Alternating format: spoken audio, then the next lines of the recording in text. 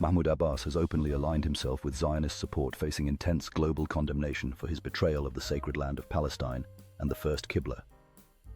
At an event, he insulted the resistance, directly sidelining the sacrifices of the Palestinians, which has led to backlash from families of prisoners and martyrs, as well as resistance factions. A statement issued by the Palestinian Resistance Alliance labeled Mahmoud Abbas a traitor and an Israeli puppet. In the aftermath of his remarks, Mahmoud Abbas finds himself in a precarious position, facing not just his own people's ire, but also a wave of dissent that echoes through the streets of Palestinian territories. The anger is palpable at rallies where supporters demand accountability, showcasing a community united against what they view as treachery that undermines their struggle and sacrifices.